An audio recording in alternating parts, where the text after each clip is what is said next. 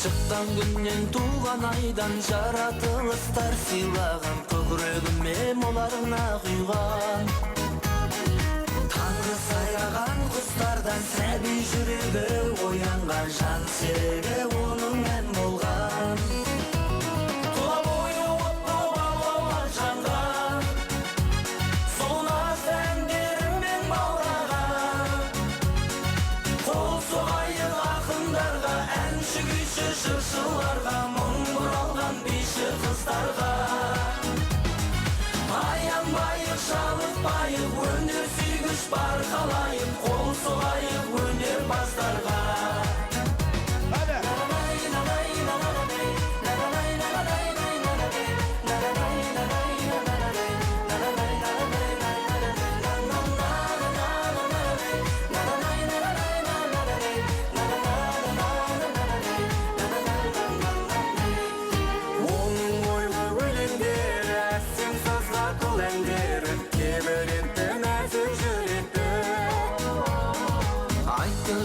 Махаббатты, достық пенен мол бақытты, өмірдегі бар жақсылықты. Тұла бойы отты балауға жанған, солназ әндеріммен баураған. Қол соғайық ақындарға, әнші күйші жыршыларға, мұң бұралған биші қыздарға. Аянбайық, жалықпайық, өнер сүйгіш бар қалайық, қол соғайық өнер бастарға.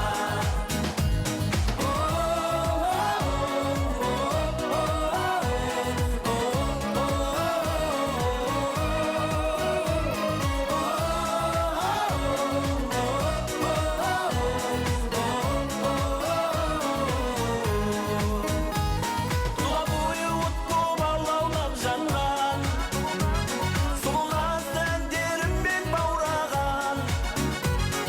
Қол соғайық ақындарға, әнші күйші жыршыларға, мұң бұралған биші қыздарға. Аянбайық, жалықпайық, өнер сүйгіш бар қалайық, қол соғайық өнер бастарға. Қол соғайық ақындарға, әнші күйші жыршыларға, мұң бұралған биші қыздарға. Аянбайық, жалықпайық, өнер сүйгіш бар қалайық, қол соғайық өнер бастарға.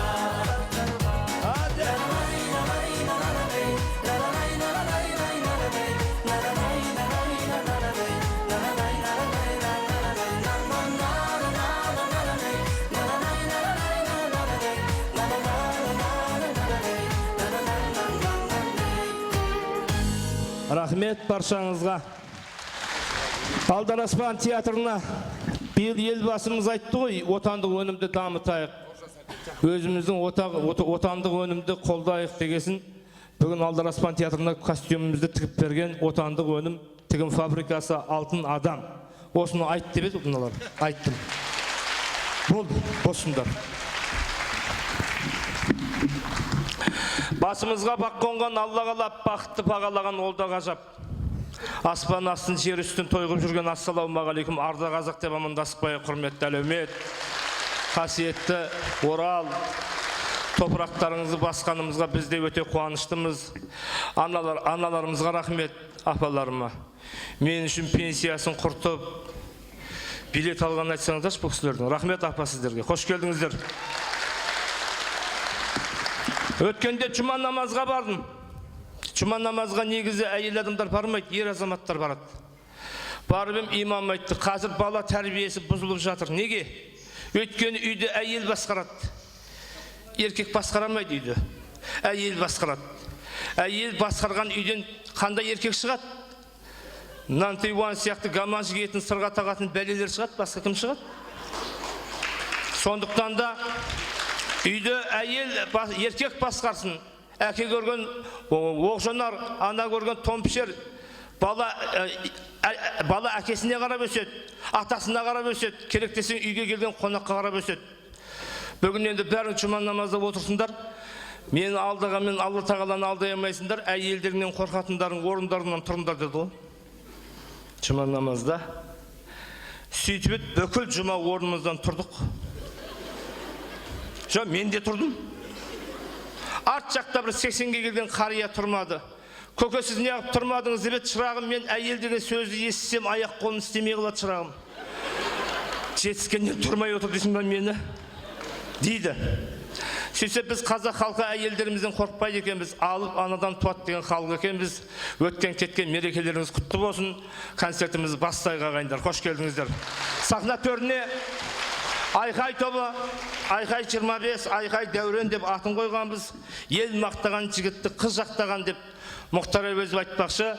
Ел мақтаған жігітті қыз жақтаған әнін қабыл алыңыздар. Рахмет. Директорым, бастығым.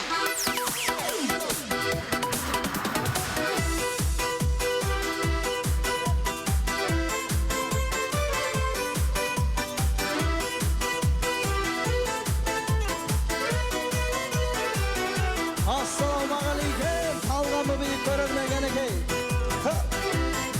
Köylülük. Hop. Lay lay lay lay lay lay.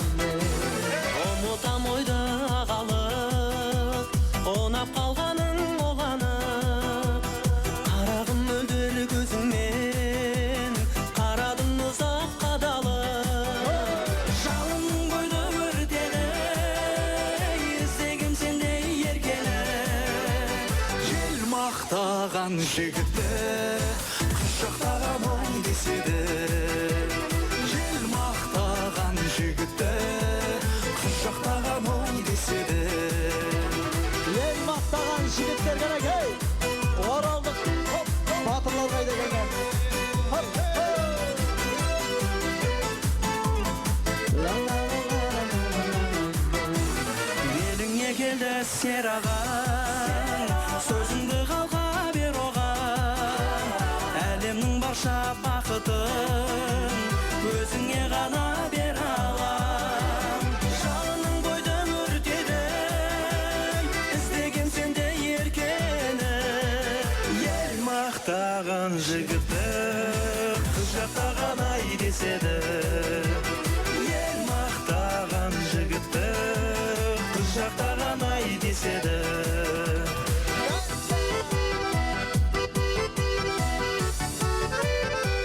Genekey tamaşa. Köylülük ötürek. Lay lay lay lay lay lay. Hop.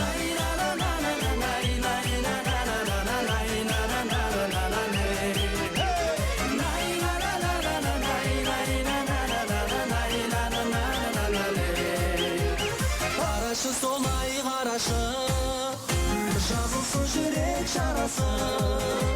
Аулыма сені өзіңмен, алып кетем ау шамасы. Жалының бойды өртеді, іздеген сендей еркені. Ел мақтаған жігітті қыз жақтаған ай деседі. Ел мақтаған жігітті қыз жақтаған ай деседі. Қыз жақтаған ай деседі.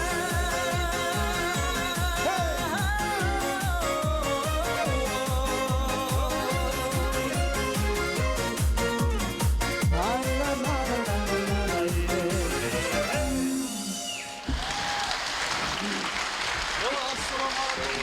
Қалай, балалар? Дәу жігіт боласыңдар ма? Жағдайларың жақсы ма? Мұқағали Мақатаев аталарының әнін айтып атсыңдар ма? Сөзіне жазылған. Бұл әннің тарихын білесіңдер ма? Бұл әннің тарихы Мұқағали Мақатаев пен Нұрғиса Тілендиев аталарың қалың дос бопты деседі. Нұрғиса қайтыс болған соң, Мұқағали қайтыс болған соң Нұрғиса аталарың ауырып қалады. Ауруханаға түсіп, 2 айдан соң айығып, үйіне келіп, жұмыс костюмін киіп жатып, төс қалтасынан хат тауып алады. Хатты алып оқса, жатқан жерің жайлы болған Мұқағали, есіңе мені алғайсың деп осы әннің сөзін жазып кетіпті деседі. Көрдіңіз ба? Осындай мәні бар, мағынасы бар ән айтыңдар. Шіләктің, біляқтың дей бермей. Төртеуің жабылып бір ән айтады екенсіңдер. Бөліп айтпайсыңдар ма? Жақсы балалар, бақытты болыңдар. Мынау чемодан қазір 50 елдің қатарына қосылып дамып жатқан заман столға айналдырамыз. Аламыздағы фак еткіземіз. Фак. Стол. Еткішімін. Еткіші. Әркімнің ескі құсқысын жамаймыз. Кәсіп осы атадан келе жатқан. Әкем еткіші болған. Оқсамасаң тумағыр, мен еткіші болдым. Менің ұлым да еткіші болды. Өткенде үйде құттақандай немереміз, кішкентай немереміз. Еткі ұстап жүр. Ұрыстым, документ ұстамайсың ба? Документ ұстап өкімет болмайсың ба десем, тегіне тартпай тумай деген. Осы кемпір жатқызбайды, қолыңда өнер бар. Үйде жатқанда не істейсің, бала-шағаның ырызығы несібесін тауып қайт дегесін шықтық. Әркімнің ескі құсқысын жамаймыз. Таң ала көңнен әйтеуір бітпейтін қуытыршылық. Ой, немене бәлем. 6 ай ғұсыл алмай киген ба, немене? Сендерге күлкілі маған кәсіп еді. Ассаламалейкум. Уағалейкум. Қалайсың? Қалайсың? Сәл жақындат қойын. Сәл жақындат. Ай, бәрекелді. Қалай жағдайыңыз? Жақсы, шүкір. Ет қанама көке? Не дейді? Ет қанама деймін. Асқана. Көке мен сізге нормально сұрақ қойып тұрмын, ет қанама деп. Столовой. Мынаған сорпа құйып ішесің. Біліп тұр, бірақ миды ашытып сұрап тұр. Сұрап тұр. Оқсай сауатың бар ғой. Ремонт обувь деп жазып қойдық қой. Ремонт обувь емес, ремонт обувь деп айтылады. Жазылғанда обувь, айтылғанда обувь. Ақыл өтпесей сен маған. Мақал көке, аяғынан сыз өтті. Не дейді? Аяғынан сыз өтті, сыз. Аяқты жылыстаңдар, жастар. Мен еткіші болғасын білем ғой. Аяқтан өткен суық миға барады. Қойыңыз. Қоямайым. Немене қоям? Ондай біз көке маған қалың ұлтарақ беріңізші. Ұлтарақ? Ұлтарақ, қалың ұлтарақ. Қай размер? 43 қой өзім, денеме сай 43. Түйенің табанында екен да аяғың. Екі аяғыңа ма? Енді мен сізге 3 аяқты матса келдім ба? Ұлтарақ па? Ұлтарақ беріңіз. Ұлтарақ. Саған ұлтарақ. Көке, аппақ сақалыңызбен ұялмайсыз ба, не беріп тұрсыз? Не дейді? Аппақ сақалыңызбен ұялмайсыз ба, не беріп тұрсыз? Ұят емес па? Неменеге ұят? Көке, ұят болады, қойып қойыңыз. Телевизордан көрсеткенде ұят болмайды да саған берсем ұят боламын? Жоқ, көке. Жоқ, түсінем. Кім айтты сізге бұны ұлтарақ деп? Келін айтты. Өткенде кемпірім, бала-шаға, келін, немере, шөбере бәріміз телевизорге қарап отырып, қайта осыны көрсетті. Сосын мен сұрадым, келін шырағым, осын не дебім? Ұлтарақ деді. Бұл не істейді десем, ылғалды сорат деді. Не қылды? Бұны не екен білесіз ба? Не? Анандай ғой. Бәрі! Құрек көргенсің. Не алды? Көргенсің. Ұят болды ау, мұна мен ұстап. Балалар айыпқа бұйырмаңдар. Біз баяғының адамдар қаяқтан білейік, телевизордан көрсеткесін ненің ұят емес екен қаяқтан білейік. Көке, қаяқтан алдыңыз? Ат декеді. Айтпа ішкімде. Қанша алды? Бір пашка. Қой, мен іштен емес, ана Оралбай деген еткіші 2 пашка алды. Біз енді қаяқтан білейік. Балалар, айыпқа бұйырмаңдар. Аталарыңдай адамын мен қаяқтан білейін, ненің дұрыс. Ешкімге айтпа. Жоқ, көке. Ұят болады. Бір терлетіп алдыңыз. Ой, көке, қоя тұрыңыз. Айта берсін. Түйші отырмайды адам екенсіз. Көке, мен өзім запсклатта жұмыс істегенмін. Запсклад? Запсклат қоймашы. Ал. Сіздің товар жөнін таңдай алмайды екенсіз. Көке, мен запскладта жұмыс істегенмін. Сіз товарды жөнді таңдай алмайды екенсіз. Мен Қытайдан, Турциядан, Бишкектен, Россиядан, Ташкенттен таза былғары көжаларды әкеліп беріп тұрамын. Мен әкеліп тұрам, сіз тігіп тұрасыз. Или мен сіз тігесіз, мен әкелем, сіз тігесіз, мен әкелем. Или мен әкелем, сіз тігесіз, мен әкелем, сіз тігесіз. Аспан қараңызшы. Ақшаған адам батамыз ғой. көке мен не айтып тұрмын? Мен өзімді жабысыра тұрып істегем. Неше дұрыс хабар әкеліп Жоқ, сен егер маған мынандай терілерді, кожаларды, былғарларды әкесең, мен қатырып тігем. Көке мен не айтып тұрмын? Давай онда екеуміз бір фирма ашайық. Фирма?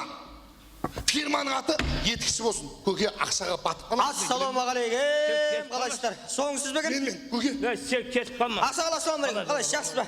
Ақсаға мына өкше үстейін деп тұрған қақып бере қойшы, жақсылап. Ойбай. Өкшеден бұрын нәски жама болмадың ба? Көке, эконом дейді бұны, эконом. Өкшесін қағайын ба? Кім көреді туфлидің арасын? Өкшесі қақып беріңіз, жақсылап тұр, көке. Жақсылап қағып берейін мен саған. Көке. Мына шеген қағайын деп атсыз ба? Мынаны қақсаңыз тіземе дейін жетеді ғой, көке. Бұны мен қағамындағы үш орап, ұшын шығарып қоям. Сосын не болады ол? Шипи балон болады, таймайсың. Көке. Мынандай шеген әр етікке қаға берсең шығын ғой, көке, шығын. Эконом жасау керек, көке. Қазіргі заманда эконом жасамасаңыз болмайды, көке. Эконом жасасаңыз тірлігіңіз алға қарай басады. Жоқ, ашуламаңыз бауырым. Мамандық не өз? Экономист сосын айтып жатырмын. Көке, біздің фирмаға экономист керек қой. Экономист болмаса біз шенген экономия алмаймыз, көке. Қандай фирма? Етікші деген фирма ашып жатырмыз, көке екеуміз. Көке, мен жұмыс қалсаңызшы, көке. Көке, мен жұмыс қалсаңыз өкінбейсіз, көке. Жоқ, тоқташ. Қаяқа кіріп атсыңдар. Етікші фирмасына қарасаңызшы мені. Көке, мені жұмыс қалсаңыз өкінбейсіз, көке. Мен шегеден экономдаймын. Қабаннан, өкшеден бәрінен экономдаймын, көке. Қандай кілей қолданасыз? Мен Қымбат кілей қолданып жүрсіз, көке. Бұдан кейін қағаз кілейлеймен табанды кілейлейміз. Қағаз кілейлеймен кілейлеп береміз, суға тиеді, ажырап кетеді, қайтадан келеді. Қайтадан қағаз кілейлеймен кілейлейміз, суға тиеді, ажырап кетеді. Адамдар келе береді, оборот болады, көке. Айналым болады. Мен экономдаға Ассалаумағалейкум аға. Қалайсыздар? Дауыстарыңыз қатты шығып жатыр ғой, не бөлсемесіздер чөк? Мына жерде фирма ашылып жатыр, адам алып жатыр жұмысқа. Мен жұмысқа алыңыздар шаға. Мамандық не? Бухгалтер бітірген бе? Бухгалтер дейді. Бухгалтер бітірген, бухгалтер. Көке, жаным, біздің фирмаға бухгалтер керек қой. Бухгалтер болмаса бізге айлықты кім береді, көке? Көке, бухгалтер болмаса болмайды. Кірісті шығысты есептейтін бухгалтер. Айлықты есептейтін бухгалтер. Налогқа жауап беретін бухгалтер. қаяқа кіріп атсыңдар мен. Құтты болсын, жұмысқа кірдіңіз. Так, жолдастар. Негізгі мәселені шешіп алайық, ұшындастар. Айлық мәселесін шешіп алайық. Енді мен осы фирманың экономисі болғаннан кейін жұмысым көп, маған 200 мың теңге айлық бересіздер. Бол, бір ауыздан. Так, бухгалтер сізге 150 мың теңге айлық. Неғып маған келгенде 150 мың болып қалды. Ақша қол астында ғой, жылай бермешсің де. Так, қоймашы, запыстат қой, сізге 100 мың теңге айлық. Болды. Жоқ, ол ақшаны кім беріп атыр? Сіз табасыз, көке. Бұрын бір ісімен істемеңіз, енді 4 ісімен істейсіз. Так, көкем айлығын белгілейік, көкеме 50 мың теңге айлық, көке, құдай қаласа. Құтты болсын, 50 мың теңге айлық аласыз. Ассалаумағалейкум. Уағалейкумассалам. Аяқ киім майлап жібересіз? Қоя тұрыңыз. Етікші фирмасына қош келдіңіз. Аяқ киіміңізді майлату үшін осы фирманың экономисі маған келесіз. Мен қағаз жазып беремін, оны бухгалтерге апарып ақшасын төлеп чек аласыз да, оны қоймашыға бересіз. Қоймашы содан кейін креммен шытқы береді, көкем сосын жақсылап майлап береді, ақшасын төлейсіз, болды. Оның бәрі істеп жүруші өзі майласамайын болдым да. Соны айтам. Фирма. Директорлерің бар ма өзі? Ештеңе жоқ әлі. Кешіріңіз, сіз не болып істегенсіз? Мен бұрын директор болып істеген ғой, қазір қолым бос жүрмін ғой. Көке! Не? Ай, біздің фирмаға директор керек қой, директор болмаса көке қалай фирма ашамыз, көке біз? Енді бір ауыздан сайласаңдар, директор болып берем ғой енді. Сайлайық, міне. Адамдарым түгел емес. О, міне. Директор болдың ба? Ай, Ассалаумағалейкум. Жайғасыңыз отырыңыз. Ай, бәрекелді. Міне, игі істің басына жақсы келер қасына деген. Осы фирманың директор ретінде жиналысты ашық деп жариялаймыз, да? Таза директор. Жоқ, шырағым, сен қаяқа кіріп атсың? Етікші фирмасына кім мына кісі? Қара жұмысшы ғой, мен бермек қойшы. Директордың кабинеті қалауын рұқсатсыз кіреді, шыға жібеңдер кабинеттен. Неменеге рұқсатсыз қалай кіресің? Есік тоқтап келмейсің ба? Кет, үсті бәзім неме бере. Бар, кет бар. Бара қой. Проходной двор ма бұл сіздерге? Ал енді жиналысымыз жалғастырамыз. Мына менің айлығым неше болады, соны бекітіп алайық. Қасеке, енді мен осы фирманың экономисі 200 мың теңге айлық мен алам, сізге 300 мың теңге. 300 мың теңге аз болады. Ана келетін қонақтар бар, ревизия бар, күтуің керек, саудасы бар, Бір ресторан. ауыздан 500 мың теңге. 500 мыңға 300 мың келісем. теңге айлық аласыз. Саламат. Атам қаяқта? Не мәселе? Өбе, етігім істетуге кеп тұрмын ғой. Клиент келді ғой, барыңдар. Өбе, фирма болып кетті, құтты болсын. Етікші фирмасына қош келдіңіз. Қаяқта жүрсіз? Қалай сата? Қалай, Атам, шырағым, мені етігім срочно істеп беріңізші, пожалуйста. Естімедің ба? Өбе, нені? Мен жұмыстан шығып кеттім ғой. көке жұмыстан шыққан жоқсыз ғой, істеп жатырсыз ғой. Жұмыстан шықпадың ба? Кабинеттен шықтым. Кабинеттен шықтым. Көке шықпай қоя тұрыңыз. Ертең мынау Калстоловка мен Сырым деген ауылда бар емес па? МС Селобиктің кименнама біләк атты концертін берейін деп отыр да. Вот соған мына етікті киіп барайын десем тақасы жоқ қой, прикинь. Наған 27 сантиметр тақа салсаңыз мощный болайын деп тұр ғой. Ой, шырағым, оған 30 сантиметр қосып плаш қып тігіп алмадың ба мен? Ата прикол ұстап тұрсыз ба? Теріні қорғымай. Мен. Неңіз бар, клиенттің айтқан дұрыс. Клиент прав. Өкшесін қағып берейін ба, тағасын? Өкшесін қағып Енді 1000 теңге демей-ақ қояйын, 500 теңге бере ғой. Қандай 500 теңге адам бесіз жұмыс істей ма? 10 мың теңге деп айтсаңыз аузыңыз қисайып қала ма? 10 мың теңге деп айтпайсыз ба? 10 мың теңгеге жаңасын алмаймын ол. 10 тақа сап алам ғой. Мына жұмысшылар жұмыс істей алмайды, сокращение, уволить. Жұмыстан шығарып жіберіңіз. Жұмыстан шықтыңыз, өзі балыңыз өзіңізге барыңыз. Жындансыз бәріміз шығарып. Қызым өзің не жұмыс істейсің? Ой, ата мен информатика бітіргем ғой, но бездельник мештің істемеймін. Маған секретарь керек қой. Хатшы қыз қылып сен жұмыс қаламыз біз. Иә. 4 көзіміз түгел болды. Айыпқа бермаңыздар. Сіз ба директор? Мен ғой. Кіруге бола ма? Рұқсат қой. Директордың кабинетін қағып кіреді ғой. Кіруге бола ма? Рұқсат. Рахмет сізге. Рахмет сізге. Ақыр жоқ фирмаларының жоқ есігін ашып жаба берейін да. Ештеңе жоқ екен ғой. Шырағым, сен ба директор? Мен ғой. Ғапыл өтіңіз. Айыпқа бұйырмаңыз. Мынау стол офис. Менікі менің офисіммен алып кетейін, жеке мүлкім ғой. Айыпқа бұйырмаңыз. Стол менікі айыпқа бұйырмаңыз. Сосын фирма ашасыз ба, жабасыз ба, өзіңіз білесіз. Айыпқа бұйырмаңыз. Сіз ба директор? Мен ғой. Ой, айналайын. Сен ана Абай Құнанбаев атаңның өлеңін оқыдың ба? Оқығанбыз енді. Оқымағасың ғой, оқысаң айтарың. Сол Абай Құнанбаев атаңның мынандай өлеңі бар. Қалың елім, қазағым, қайран жұртым. Ұстарасыз аузыңа тұстау мұртың. Жақсы менен жаманды айырмадың, бірі қан, бірі май боп енде күртің. Бас-басына би болған өңкей қиқым. Сендерге айтып жатыр. Бас-басына би болған өңкей қиқым. Мінекей құртқан жоқ па елдің сиқын. Шырағым, директор сен ба? Мен ғой, мен. Мен енді ақсақалдық ақылым ғой. Сен фирмаңды ашпай жатып, бірінші отауыңды сайлап ал. Мақыл ма? Бірінші отауыңды сайлап ал, сосын басқа жерін сайлайсың, шырағым. Қандай фирма? Қандай фирма? Етікші деген фирма. Атаңның бас етікші фирма. Мен өмірімде бірінші рет көріп тұрмын, стол жоқ директорды. Алдында столы жоқ, кабинеті жоқ, печаты жоқ. Тоқал ешкі құсаған директорды бірінші рет көріп тұрмын, шырағым. Қайран қазағым, қандай фирма? Бәрі бәс, бәрі төмен, бәрі еңкіш, бәрі билік құмар. Отауыңды сайлап ал, отауыңды.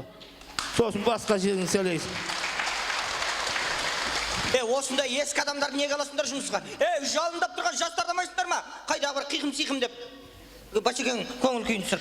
Жиналысымыз жалғастырамыз. Біздің фирмада неше материал, қанша товарымыз бар, баяндап беріңдер маған. Қоймашы, бізде не бар қоймада, бәрін айтың. Біздің фирмада да складта да ешқандай товар жоқ. Бүкіл товардың бар көкемде кетіп қалды ғой шалда. Көкемде билік жіберді ғой. Сіз ғой шығарған. Сіз ғой шығарған. Әлі фирма ашып алып жоқ.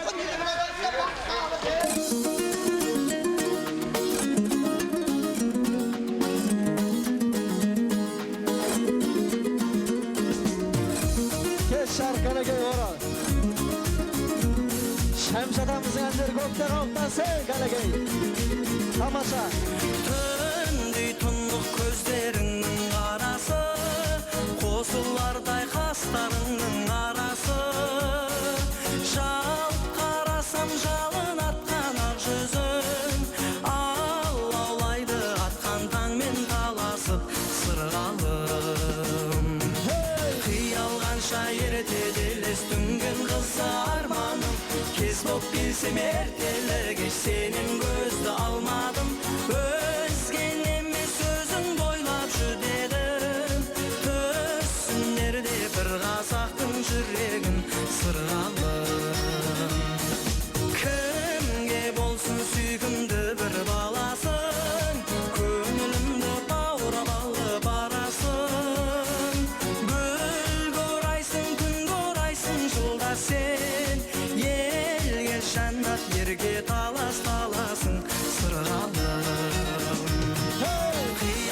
Kıyalganşa ertelelес Дүнген kızı armanım Kez boп kelsem ertele Geç senin gözді almadım Özgen emes özün boylap жүдедім Төссүнерде бір қазақтың жүрегін сырғалым Kıyalganşa ertelelес Дүнген kızı armanım Kez boп kelsem ertele Geç senin gözді almadım Özgen emes özün boylap жүдедім Төссүнерде бір қазақтың жүрегін сырғалым Tamasa gerek ey. Ay berekelde. Hop, hop, hop, hop, hop, hop, hop. Hey, hey. Çok Sen ойлаумен артта суық қыс қалды Sen ойлаумен жаз қызақ күн қысқарды Бақыт жайлы әнді бірге шырқайық Қонақтатып қойып бауға құстарды сырғалым Қиялғанша ертелес Дүнген қызы арманым Кез боп келсем ертелі Кеш сенен көзді алмадым Өзген емес өзіңді ойлап жүдедім Төссүнерде бір қазақтың жүрегін сырғалым Ай қиялғанша ертелес Дүнген қызы арманым Кез боп келсем ертелі Кеш сенен көзді алмадым Өзген емес өзіңді ойлап жүдедім Төссүнерде бір қазақтың жүрегін сырғалым Rahmet.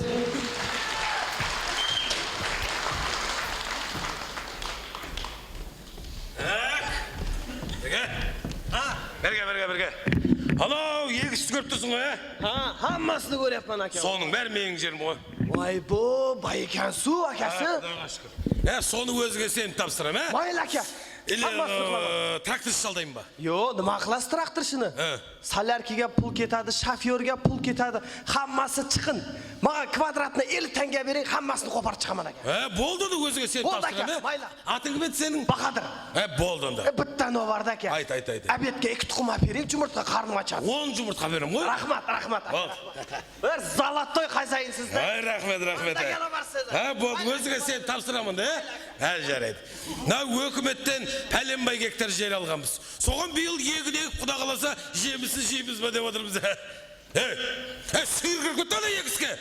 Қызым, қызым берге бері, құздана сиырды. Кім кіргіз ана сиырды? Айналайын-ау. Жодан баба. Көзіңе не болған? От деп тұғышын. Бер абайлаш. Аңғарсана сиырды.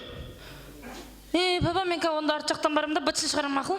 Болды жан мен. Давай. Алтын қызым ғой, менің алтын қызым. Құдайдан ұл сұрағам ғой. Міне, менің қызым. 10 ұлға татитын жалғыз қыз берді ғой. На қазақта жақсы сөз бар.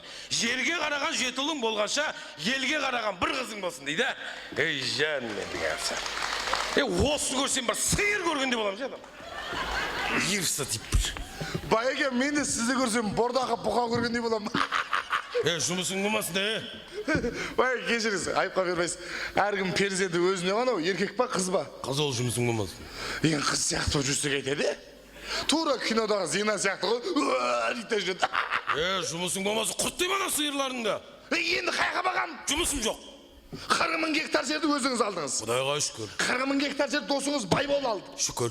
Мені 10 сотық жер қалды. Енді сиыр қайға бағам? Жұмысым жоқ, құртпасаң ана сиырларыңды. Атып тастайым мен ана сиырларыңды. Немене? Атып тастайым деймін. Былтыр 3 сиырымды аттыңыз, үндеген жоқпын. Осы баяқ байысын дедім. Айта бер. Биыл ана еркек шора еркек қызың 2 сиырма айыр тығып алды, жындадан құсап. Соп? Түбінде сізді Зеңгі бабаның әруағы ұрады. Не дейді? Зеңгі бабаның әруағы ұрады деймін. Дихан бабаның әруағы қарап тұрады сонда, Иә. Адам нерсі дейіп бір. Не болды қызым? Ой, жан менің алдым.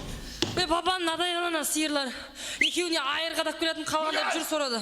Ана сиырлардың егесі анау ғой. Осы ғой. Шіләңгі. Абалашы, өлтіріп қоймашы. Осы ауылдың екінші байы Байбол келе жатыр ғой, а? 月亮出来嘛亮堂堂，两个那婆娘们一个郎，两个一起嘛来叫我呀，三人的头上嘛一张床，哎呀王婆娘呀，三人的头上嘛一张。 Əbəqə, assalamu aleykum. Qalaysanız, qalaysanız. 这是我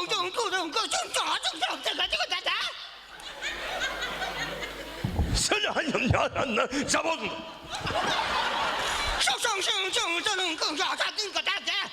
Sen şaşamranına öşürünündə. Байбол, Қытайша таза сөйлейтін болыпсың ғой, алайын? Ey, мынау жер бетіндегі ең оңай тіл Қытай тілі ма дедің? Сөйлейтін түгі жоқ. Шан дей берсің болды. Не болды? Не болғанда қызық болып жатыр. Ауылда қызық болып жатыр. Менде осы ауылдың бір байымын 40 мың гектар жерім бар. Шүкір. Шүкір Аллаға. Сол 40 мың гектар жерімнің ар жағынан мынаған кім бергенін білмеймін. Біреу 200 мың гектар жерді арендаға беріп. Кімге? Мынаған. Қойшы. Ей, мынаның 200 мың гектар жері бар. Не дейді, айналайын-ау? Содан? Содан сосед қойын маған. Арбаға жегетін есегім бар еді, жоқ. Қайда кетті? Атырауға барам, жоқ. Оралға келем, жоқ. Ақтөбеге барам, жоқ. Ізім қайым. Сөйтсе? Сөйтсе мынау жеп қойыпты. Есек жеп қойған ба? Ей, бұлар есек жейді. Аста. Барсам жылқының басын мүжгендей мүжіп отыр. Сосын айттым, ақыр арбаға жегетін есегімді жеп қойдың. Енді сен жегем деп жегіп алдым. Ей, мендей қазақ бар ма, Қытай жегіп алған? Ай, азамат, жарайсың.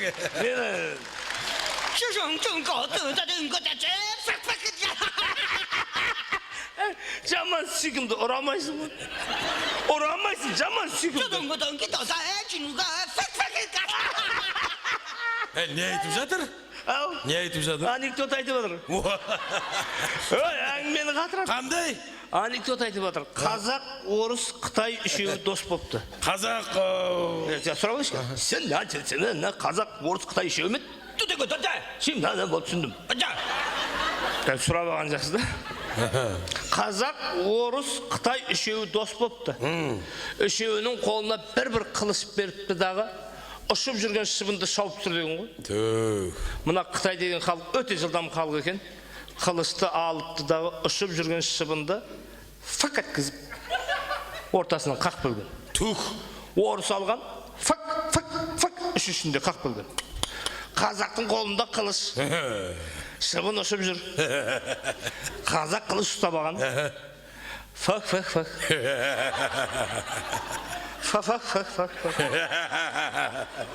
Жарты сағат тұрған. Өлбей ма шыбын? Шыбын тірі. Сосын айтты, қазақ жарты сағат болды ғой, шыбын әлі тірі ғой десе, біздің қазақ айтыпты. Мен зато бірінші фак деген кезде, ана шыбынды сүндетке отырып жібердім бе ғой. Мынау айтады.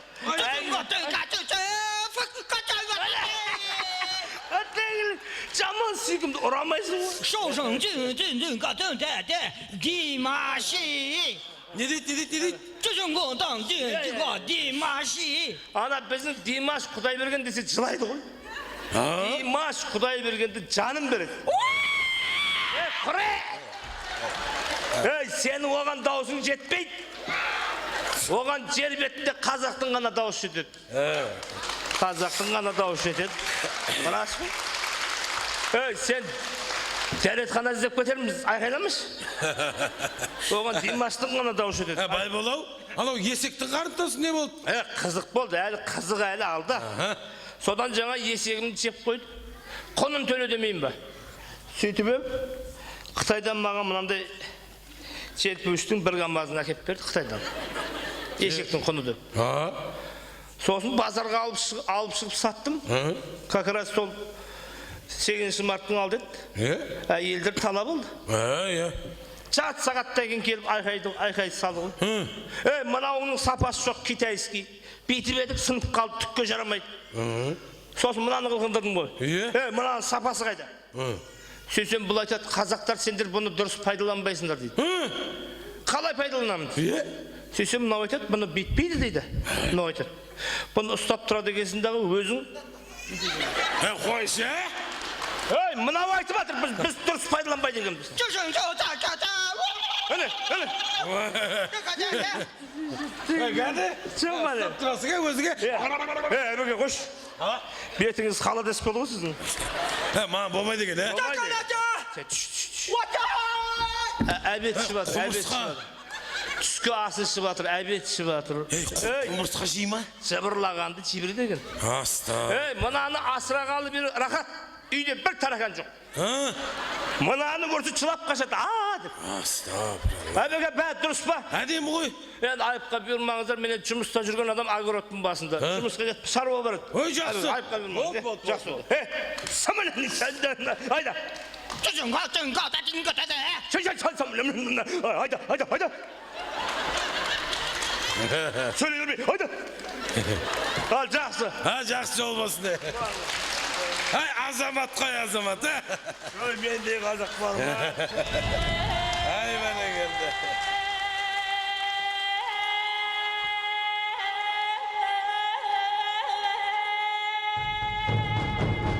Гектар! Трояның киносындағыдай гектар! Қайран 200 мың гектар дейді. Әбеке, мына Оралда жаяу жүрген балдар болса, айт, менде 5 Қытай бар жегі басында. Жақсы. Ай, жол болсын. Ай, нағыз қазақ қой, қазақ. Ассор. Қадалатын жеріне қадалсың өзіңіз. Айттым ғой, мен саған сиырлан құрт дедім ғой. Сау енді. Адам тыңдамай. Баба, лақтырыққа мен құйрығына кіріп кетті ғой әлі. Абаласа қызым, Баба, сиырлардың амасы жек қадаған. Болды жаным. Кеттім баба, мен құйрығына айрымдап келейін. Болды, давай жаным. Үй алтыным, үй жаным, үй алтыным, менің қызым ғой. Мұнаған не болғаны? Айнал. Мен бұны мақтап тұрмын ғой.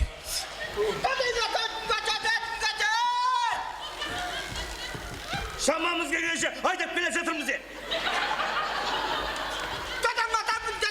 Söyle verme, ayda batırmız de, söyle verme.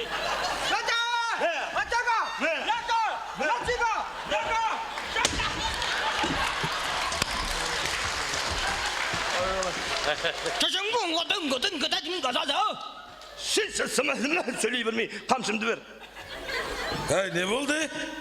Қызық болып жатыр. Мына қашықтасы мына Қытай айтады маған. Қазақ қолың бос қой, ақыры үйде жатқанда не істейсің? Мені арбамен сүйресең дейді. Сағатына $100 ақша берем дейді. Саған? Маған? Содан? Содан енді үйде жатқанда кім береді? Айдалада огородта кім көреді деп сүйреп жүрміз. Көңдің ба соға? Сағатына $100 ақша береді маған. Сағатына? Bir saatte $100 ақша бересің.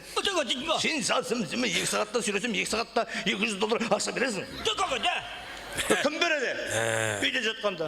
Қытайға қол жаулық болған қайран қазағымай дейді. Сонда сенің бойыңда тетте де болса намыс жоқ па? Қытай. Мына Қытайға жеріңді берсең таптайды. Қытайлар сонда қаптайды. Құмырсқа жеген бұндай ол құмырсқа сияқты жатпайды. Сақтансаң Құдай сақтайды, намысты келі сатпайды. Аузына шыққан Қытайдың аузын неге жаппайды? Сенімді кімдер ақтайды, жерімді кімдер мақтайды. Құдайдан қуат алған ел Қытайда шуақ таппайды. Ақым, Әбеке, огородтың басында жүріп ақым болып кетіпсіз ғой. Енді. Жақсы айттыңыз. Мұна бірақ түсіндің ба не айтқан? Түсінбедің ба? Аудар ба? Перевод жасап берейін. Саған айтатын ақсы. Сен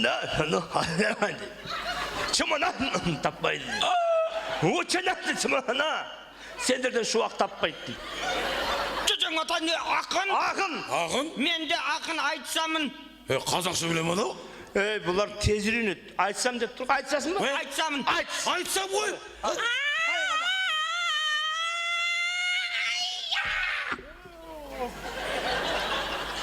Амансың ба баладай аңқау қазақ, ұйқылы ояу жүретін марғау қазақ. Біздің киім болмаса біздің тамақ, аш-жалаңаш жүререң жалқау қазақ. Көрсетейін бұған, Қаумақтай дегенде, қаумақтай. Жалғыз бала қатының саумақтай қайлайлым, ай. Шағырмая қаптадың, даламызға табарларың толып тұр, қаламызда қайлайлым, ай. Өзі сасық, өзі ұлы, болса дағы арыздан қой деп әйтеуір, аламызда қайлайлым, ай дейді.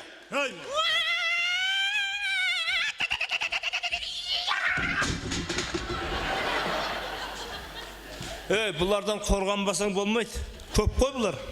Жеріңді алсақ енді біз егін салсақ, қызыңды алып 1000 жылдық құда болсақ, жиеніңді көбейтіп құмырсқадай, бәріміз осы жерде мәңгі қалсақ. Мұнаның ойы арам екен ғой? Айттым ғой мен. Үдің ұтықа, жүн қазақтың көтете, шыңғоден о. Не айтып жатыр? Өлең айтып жатыр. Қандай? Мен қазақ қыздарына қайран қалам дейді. Хайуан ай, Қазақ қызынан сада кеткір хайуан. Саған бергенше өзім үшеуін алайын. Қазақтан қазақ туады сән. Мынау. Мен бұны құдай қоңсыз деп тамақ беріп жүрмін ғой бұл. Қасиетсіз. Сен тыныш жүре. Қазақ қызынан сада кеткір. Тыныш жүр. Сүндетке отырып жүрмін матаңа. Болды, менде намыс бар ғой, болды әбіге. Болды. Ой, міне. Сөйлемейм. Болды, азамат міне. Сөйлемейм, ана $200 шиыршықтап орадағы сымын сен ана тығып қой бар тығады. Жүре, бай бол. $300, $400. Ойланбай, $500. 500.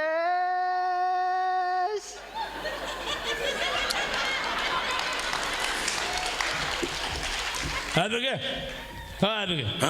Для интерес бір айналдырып келейін. Қойса, Для интерес оралды бір айналдырып келейін. Қойса, $500 кім береді деп атқаным ғой? Болмайды, Болмай ма? Болмайды ғой. Болмайды. Намыс керек, болмайды. $500 самнан тық қой бар аяқты. Бай бол, $1000. $1000. Ертең самолетінен хабарласамыз.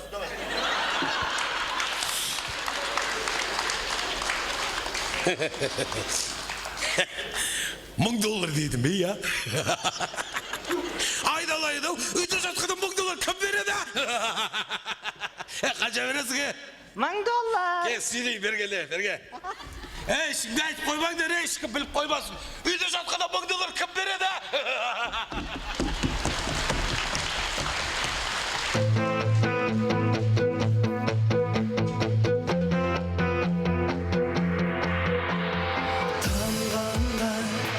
Жұмылсақ жанарынан тамғанда, жаның жалғыз жабырқаулы қалғанда, көкте жұлдыз жанғанда,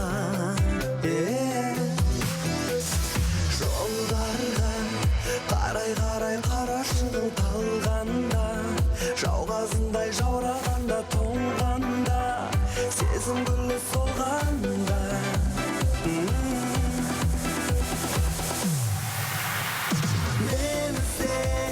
Ғашықтардың әлеміне мен ізде, махаббаттың әлегіне мен ізде, мені. Мен ізде, қайтқан құстың сәлеміне мен ізде, әндерімнің әуеніне мен ізде, мені.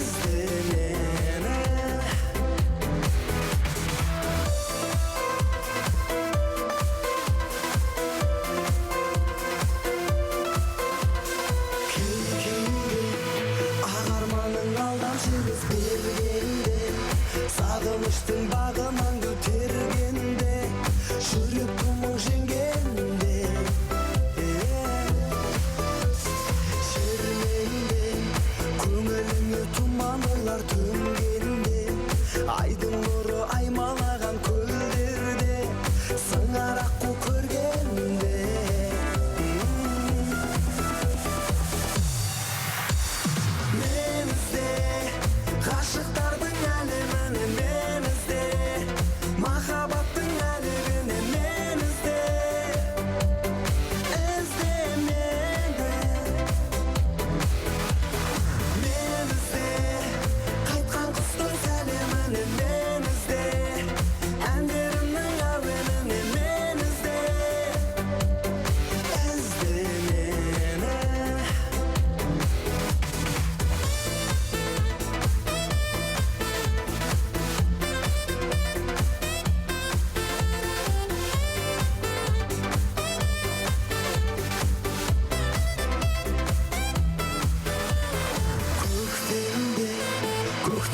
Балдар көз жастарын төккенде, жаздың таңы жанға шуақ сепкенде, сағым күндер өткенде.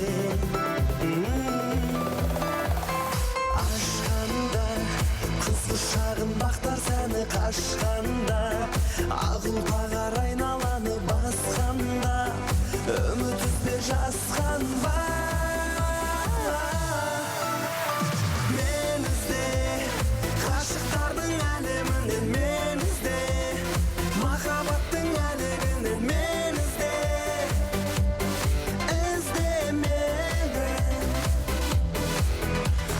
Мен ізде, қайтқан құстың сәлемінен мен ізде, әндерімнің әуенінен мен ізде мені.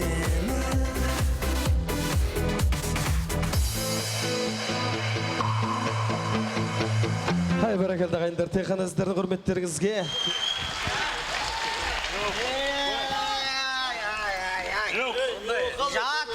Жатыңдар, үйде жатыңдар. Ештеңені білмей, алаңсыз жатыңдар. Қош көке, не болды енді айтсаңшы бағанан берін. Не болды? Байлардың құтырған заманы болды. Кім құтырып атқан? Ана аңғар дегенді білесіңдер ма? Оны бүкіл Орал біледі ғой. Ауылдан шыққан миллионер, шіріген бай. Ақшасын қайда жұмсарын білмей, енді осы ауылдағы, орталықтағы Рақымжан Қошқарбаев атындағы көшенің атын аптастап, орнына әкесі Заңғардың атын бермекші екен. Көке, сіз не қарап жүрсіз? Сендер не қарап жүрсіңдер? Біз сізге қарап жүрміз ғой. Маған қарайтында мен сендерге келіншек бермей? Көке, ақсақал деп, бұған қалай жол беріп жүрсіз? Бүкіл осы көшенің тұрғындары қарсы болсақ, көшенің аты алынбайды. Тоқта, көке, бұған ше? Бәріміз бір ауыздан арыз жазайық. Бір ауыздан арыз жазамыз. Домалақ арыз жазамыз. Жеке жазамыз. Содан кейін, алтау ала болса ауыздағы келеді, төртеу түгел болса төбеде келеді. Сіз бастаңыз. Бір ауыздан осы бір жұмылып тұрып, қазір келген кезде, бай болса өзіне бай. Көшенің атын бермейміз деп айқайлаймыз. Айқайлайық. Дайындал балақан 1, 2, 3, 4. Бермейміз! Ей, мен сендерге айттым ғой. Қандай самолет, бірде-бір құс ұшпасын Оралдың төбесінен. Кептер, торғай, көгершін, бірде-бір құс ұшпасын аттастаңдар. Қаяқтасың сен? Осынам. Осылай қаяқтасың, таппай асырын ғой. Осынам. Чотам, брат, осынам, чотам. Төретам саған. Болды. Сен-ақ мені күйдіріп өлтіретін болдың ғой. Сен кімнің қолында істеп жатқан білесің ба? Байдың қолында істеп жатырмын. Саған қанша мәрте айтамын, бай емес, олигарх, ғарық. Бұл сөйлесе кекір жібереді. Үйінде нан жоқ, торт жеп отыр. Болды, дайын брат. Құртана мусорда не ағып жатыр? Шырағым, ауылымызға келіп баса көктеп, ауылда қарап отырған жігіттер бармыз, шырағым айналайын. Құдайға шүкір. Ана байыңа айтып бар, көшенің аты берілмейді, бәріміз қарсымыз, бермейміз! Бересің!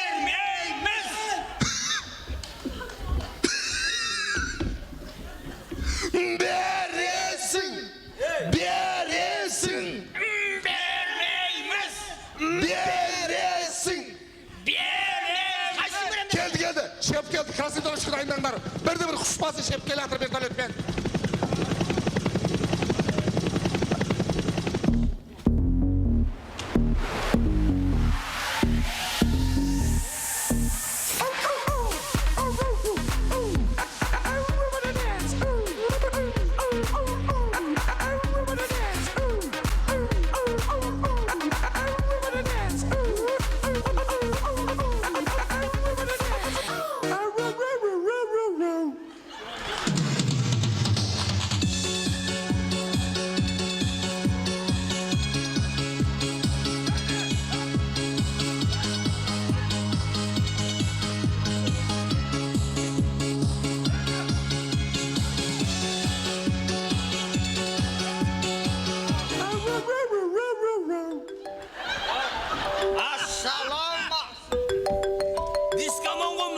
Шеп телефон. Қайда менің телефон? Қайда менің телефон? Қайда?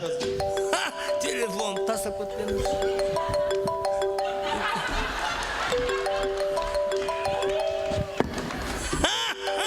Менің телефонымда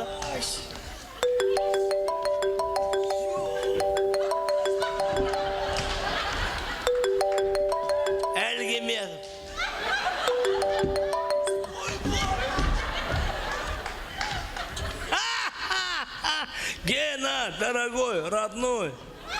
Геннадий Головкин ғой, родной ғой. Друг мой, родной, қалың қалай?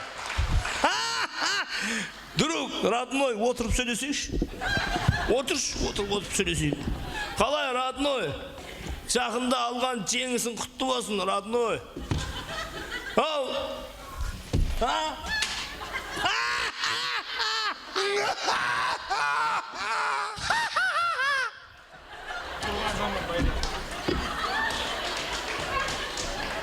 Родной, сен күлмей-ақ қойшы, даусың ашшы екен.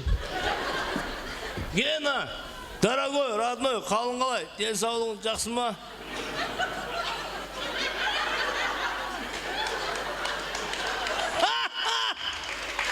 Бауырым, саған бұл кино емес қой, телефон ғой, барса. Кино театрға барса. Гена, сен Геннадий Головкин, Құдай берген Димаш, Қанат Ислам қазақтың маңдайына біткен батырлар ғой бұлар. Гена, қасиетті Орал халқы саған шапалақ ұрып жатыр, родной, көрсетші. Гена, Оралмен бір селфи түсейікші, қасиетті Оралмен. Селфи, я.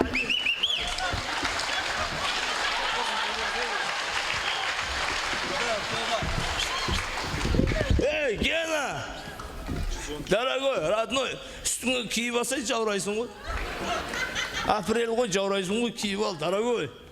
Ертең 2017-де Қазақстанның атын бүкіл әлемге мәшһүр қыл, бауырым. Мәшһүр қылсай Қазақстанды. Құдай саған қуат берсін, родной. Обнимай, брат. Эй, батыр ғой, батыр. iPhone 113. Именной. iPhone 113. Ассалаумағалейкум. Оларды жағаласын. Тура осы ауылда Доча, не? Тура осы ауылда деймін да, туып өскесі ба деймін да. Менің кіндігімнің жасқаны осы яқта тамған ғой Оралда. Қаныңыз бір нормаль жерге тамбапты бар ғой. Шаң, сасық, прям сасық ес бар ғой. Ей, мына жақтан келіп жатыр. Сен бабаған бер сасытып жатқан? Саған айтып жатырмын, ей. Сен бабаған бер сасытып жатқан? Сасық ес келіп жатыр ғой. Мен қора тазалап келдім ғой көке. Қора тазаласаң хотя бы жуым жүрмейсің ба? Доча, қидың иісі ғой, ауылдың туған жердің иісі. Малдың иісі шығады деп, папа кете берейші мен. Давай, доча, бас, вертолетқа бар. Давай. Вертолетқа бар, кино көр. Таласпа, амандас. Ауылдастарым, роднойлар ғой. Аңғаржан қалай, ауылға кеп аунап қунап жатсың ба? Шүкір. Енді мынау әкесі өлгенді естіртеді деген, мына көшенің тұрғындары көшенің атын алуға қарсымыз, бір ауыздан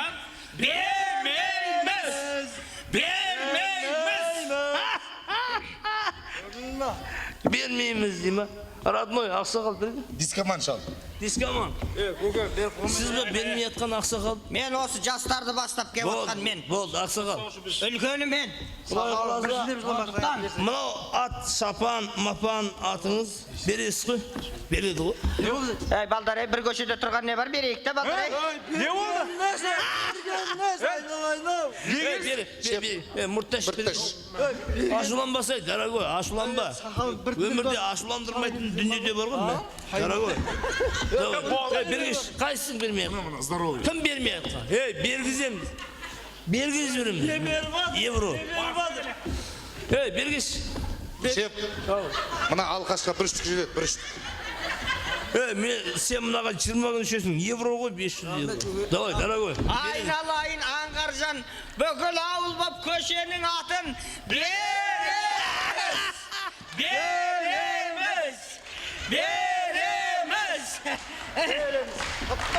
Ал, құтты болсын ал. Құтты болсын. Аңғаржан, енді бір мәселе бар. Осы ауылда соғысқа қатысқан Әбутәліп деген қария бар. Қандай тәліп болса да береді ғой? Сол кісіні көндірсеңіз бүкіл ауыл көнеді. Атын мінгіземіз. Шапаның Келе. сатып аламыз. Ақша бар. Любой сатып аламыз. Ассалаумағалейкум. Қалай бала? Ақшаны өздірден бай. Ассалаумағалейкум. Не тобыр? Аңғар балаңыз ғой. Аңғар деген кім еді? Оңғар Заңғардың баласы. Орталықтағы Рахымжан Қошқарбаев атындағы көшені өзінің әкесі Заңғарға берейін деп рұқсат сұрап кеп. Батаңызды беріңіз, құралақан жібермейді. Бұл көшенің аты бар емес пе?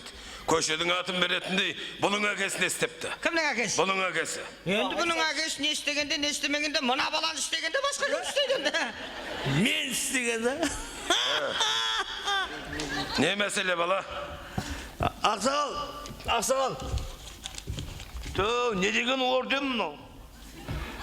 Соғыста әбет ішпей соғысқа сау деймін да? Әзіл, ақсақал, әзіл ғой, әзіл. Аталар аман болсын. Ақсақал. Короче, менің әкем Батя 80-ге толып жатыр. Менің әкемде вертолет, самолет, жер, мер, дүние, мүлік бәрі бар. Оказывается, менің әкемде көшенің аты жоқ. Давай мына көшені берсеңіздерші. Ақсақал, бересіз ғой, жолын жаса. Әкеші. Береді ғой, береді ғой, қаяққа барады? Мынандай ат сапан тұрғанда қалай бермейді? Береді ғой. Атының, сапаның. Бұл не? Евро, доллар, моллар, соллар. Ақша ма? Иә? Аз емес па? Құтты болсын, құтты болсын жігіттер. Аз емес па дейсіз ба? Көбейтеміз? Қаласа деп сөйле. Бар ғой, Атаңа рахмет. Одан да қалың қылып шығам ғой. Тағы бар ма? Тағы бар ма деймін де? Тағы? Ой, дорогой, Аташка. Бәрі сіздікі ғой. Бәрекелді. Береді ғой, береді ғой. Рахымжан Қошқарбаев атындағы көшені сатамыз, Рейхстагқа ту тіккен Совет одағының батыры Рахымжан Қошқарбаев атындағы көшені сатамыз дейді да. Сатасыз ғой. Туды өзім ақтып бірім ауға. Нәңгі. Ата сақалың аузыңа түскенде саған не жоқ? Сен де пәрелеп қойдың ма? Менің анау майдандас досым Бауыржан Момышұлының мынандай бір сөзі бар. Өз ұлтын сүймеген, мақтаныш етпеген сатқындық дейді. Бақаның бағынан сұңқардың сор артық деген осы да. Әңгімені көбейтпей, ақшаны түгел салыңдар мұнда. Түгел салыңдар ақшаны.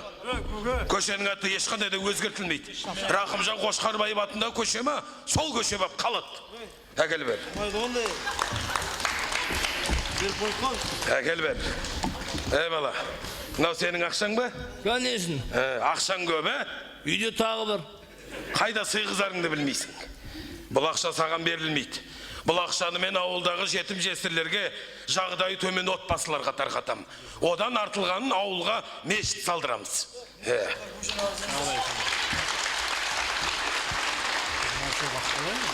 Менің қанымды қарайтпай, жайшылықпен кетіңдер. Әйтпесем біреуін қан боласың қазір. Тұсалды ма? Көке, мен жағдайы төмен отбасыдамын ғой, көке. Қайдағы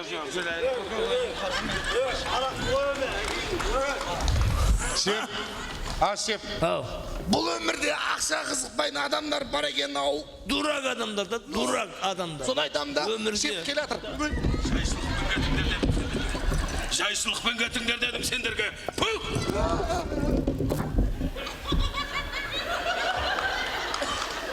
Көзіме көрінбе таяр. Болды, ақсақал. Ты куда? Одесси. Ты куда, Одесси?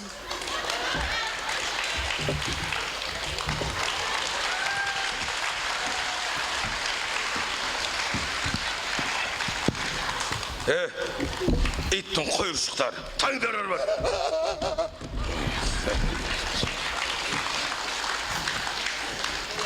Атылмаған мылтықтан қорқып жүрген балдар отанды қалай қорғайды,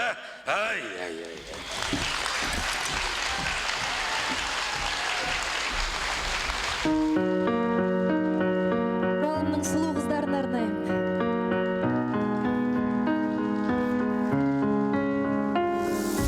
Қызғалдақтай қырдағы жайқалып тұр гүл бағы, әдемі ең сұлу қазағымның қыздары. Қызғалдақтай қырдағы жайқалып тұр гүл бағы,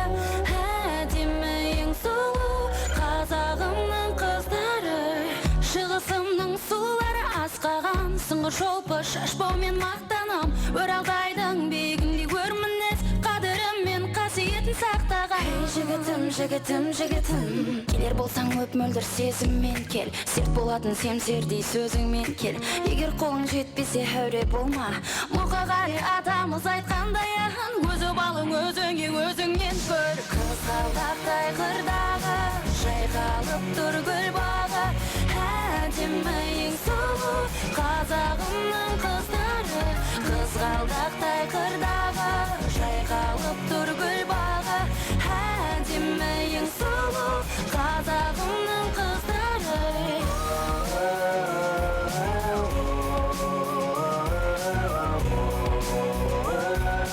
Қазағымның қыздары.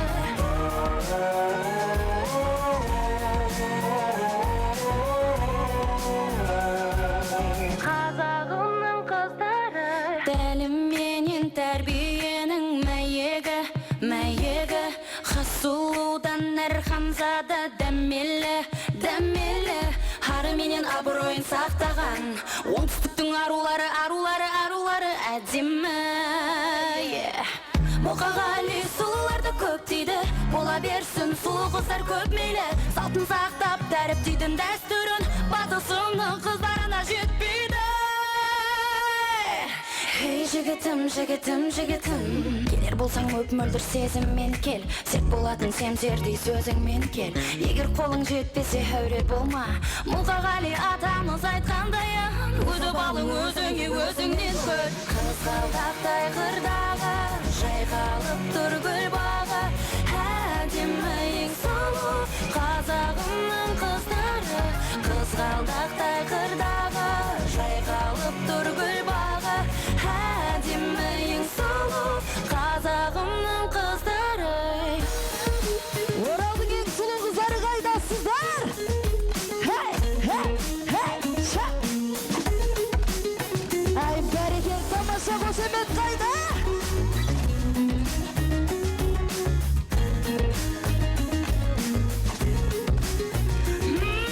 Қолы жеткен шын бақытқа кенелет, кенелет. Шамаң жетсе жеті түнді өлеңет, өлеңет. Ақан сері бір жан салда жырлаған, Сарыарқаның сұлулары, сұлулары, сұлулары керемет. Қызғалдақтай қырдағы жайқалып тұр гүл бағы, әдемі ең сұлу қазағымның қыздары. Қызғалдақтай қырдағы жайқалып тұр гүл бағы, әдемі ең сұлу қазағымның қыздары.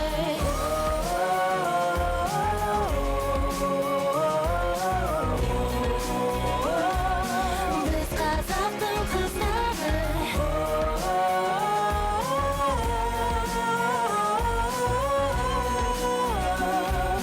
Біз қазақтың қыздары.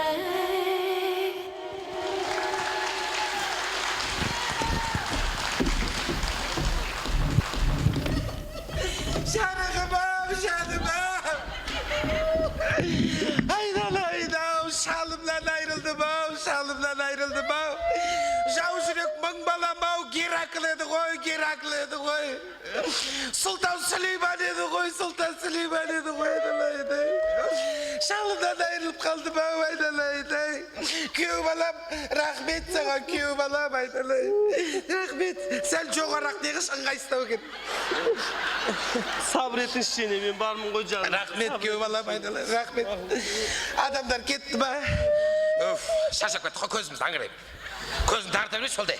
Өлетін әкем өліп қалды деп ал. Адам не сәті? Мама, адамдар келе жатыр. Адамдар, ойбай! Келе жатқан жоқ, Адам не сәті? Ішпе дедім соған. Бір күн тоққа түсіп өлесің дедім. Тыңдадым адамды.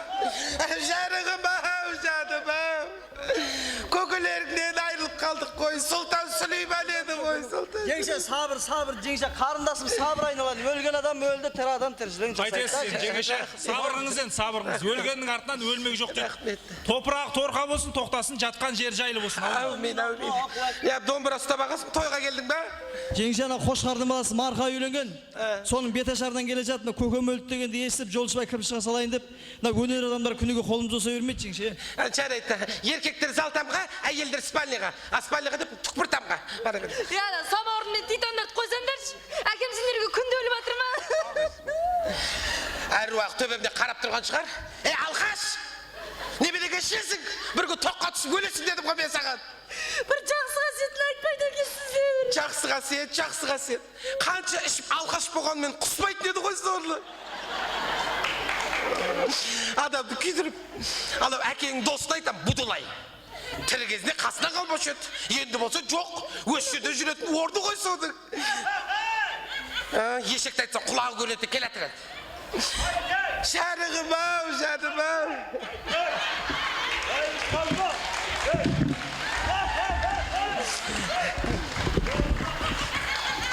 Досымнан айырып қалмау. Қайтей.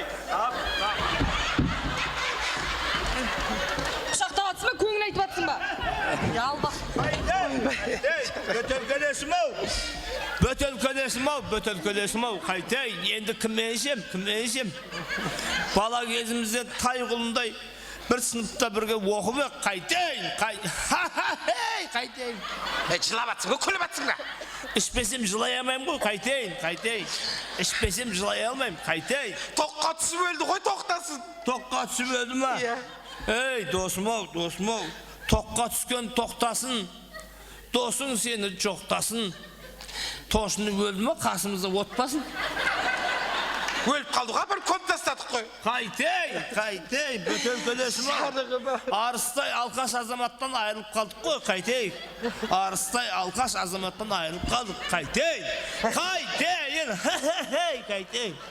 Сабыр. Класстасының әйелі ғой, менің сыныптасының әйелі.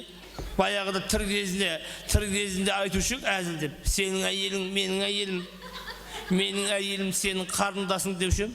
Қайтем, екі семейін асырайым да, қайтем, қайтейін. Магазиндегі ақшасында төлемей кетіп қалды ғой, қайтейін. Бірге ішіп жеушедік, қайтейін. Кәкіш деген ауылдағы миллионер бар еді ғой? Кәкіш. Ана ауылдағы бай. Қу татар. Ит татар. Соны ғана. Ауылда бай бар. Фазендасы свет жүргіземде кеткен. Сода тоққа түсіп өлді де қалды. Қайтейін. Жылай еметім, қайтейін.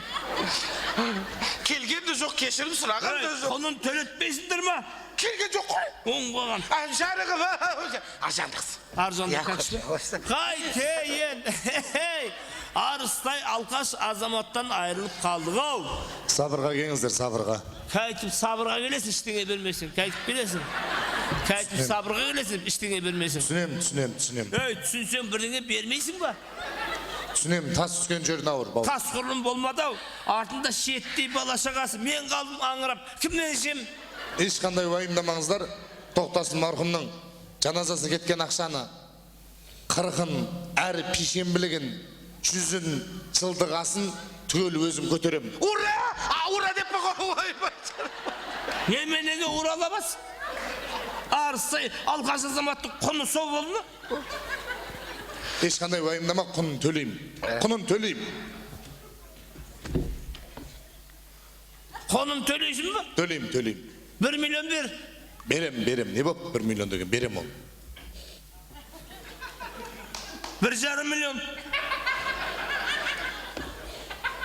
Мақыл, берем. Ақыр беріп атыр кезі құрулы қып 2 миллион бер. Оны мен әдейі өлтірдім ба? Ол әдейі өлді ма? Сен түсінші, оны мен әдейі өлтірдім ба? Ол әдейі бар, тоққа түсіп өлді ма? Биттірдірдім. Айналайын, тоқтасын. Чапайда менің пазендам бар. Чапайды білесің ғой? Сорда пазендам бар. Пазендам светін жақып берістен араққа тойып аған. Келді де тоққа түсті. Менің не кінам бар енді? Оның не кінасы бар? Осы тоқты іздеп бар ма? Тоқ мен тарс деп. Мақыл, берем болды. Бересің ба? Берем. 3 миллион бер. Сен кімсің? Қалай сен кімсің? Мен осы үйдің иесімін. Иесінің досымын. Сен кімсің вообще? Мен о мисти болған қатынмен қызымен сөйлесейін да? Мен сөйлесем. Мен әйелмен сөйлесейші? Мен сөйлесем. Сен кімсің? Бері жақындашы. Бері кеш сен, мен жақындашы сен. Не? Онда әйелмен сөйлес.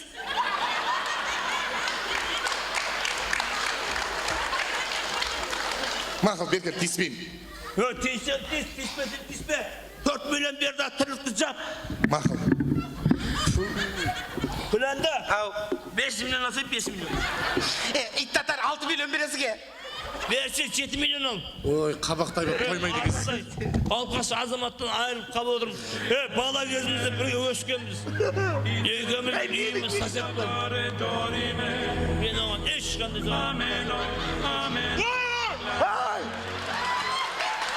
Ne oldu Alkaş? Ölmem de pis. Не болды? Ne oldu? Ей! Көктемде ауырмайтын беді? Şun gördün mü ne oldu? Не болды? Ей! Ölmem. Ne? Ölmem. Bir taş kollar kusap ne oldu sana? Ne oldu? Тоқтасын жив. Ne deydi? Тоқтасын тірі. Kaydaktır ölüp kaldı kamera köpte satık koy. Өз көзіммен көрдім. Koşsana hep belaya göre çıkmagan beli. Тоқтасын тірі. Іші баған ғой негіз бір. Мен көрдім ғой мен. Ой, мияға тұртты. Мен қарадым. Мияға қарадым. Мен не керемін?